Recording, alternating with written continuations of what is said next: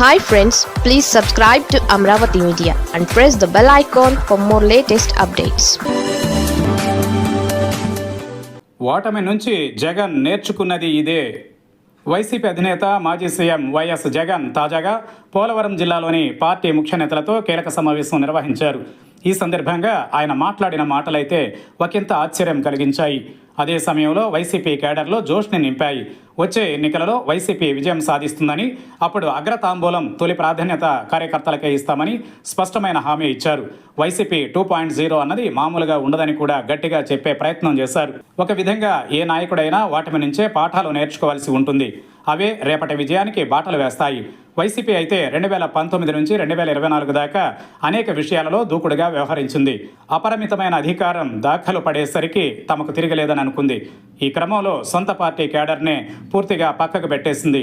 అన్నింటికీ వాలంటీర్లే అనుకుంది. ప్రతి 50 కుటుంబాలకు ఒక వాలంటీర్ను నియమించడం, సచివాలయం నుంచి పాలనతో పార్టీ కేడర్కి ఎక్కడా ప్రాధాన్యత అన్నది లేకుండా పోయింది. దాని ఫలితాలు 2024 ఎన్నికలలో స్పష్టంగా కనిపించాయి. తమను పట్టించుకోని పార్టీని తాము ఎందుకు పట్టించుకోవాలని కేడర్ కూడా ఫిక్స్ అయి సైలెంట్ అయింది. దాంతోనే దారుణమైన ఓటమి వైసీపీకి దక్కింది. ఇక వాలంటీర్ల వ్యవస్థ అన్నది లేనట్లే అని జగన్ మాటలను బట్టి తెలిసిపోతోంది.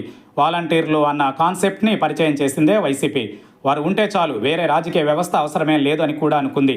కానీ రివర్స్ అయింది. ఈ విషయం పక్కాగా వైసీపీకి అర్థమైందని అంటున్నారు.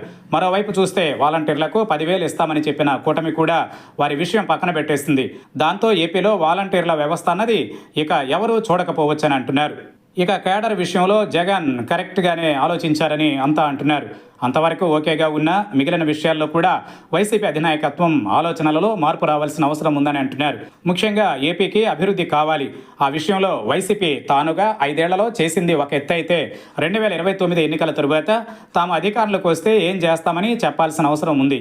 అది ప్రస్తుతం ఏపీలో అధికారంలో ఉన్న కూటమికి ఆల్టర్నేషన్ మోడల్గా ఉండాల్సి ఉంది. అలాగే సాగునీటి ప్రాజెక్టుల విషయంలో కానీ, ఏపీలో పారిశ్రామిక రంగం, సేవా రంగం, ఏఐ ఇలా కీలక రంగాలలో వైసీపీ ఆలోచనలు ఏంటన్నది తెలియాల్సి ఉందని అంటున్నారు. మొత్తంగా వైసీపీ ఏపీకి తమకు 5 ఏళ్ల పాటు అప్పగిస్తే దానిని ఏ విధంగా తీర్చిదిద్దుతామో అన్నది ఒక బ్లూ ప్రింట్ని జనం ముందు ఉంచాల్సి ఉంది అని అంటున్నారు. మరి ఆ విషయంలో వైసీపీ ఏమైనా కసరత్తు ఇప్పటికే చేసిందా, లేక చేసి జనం ముందు సరైన సమయంలో పెడుతుందా అన్నది చూడాల్సి ఉంది.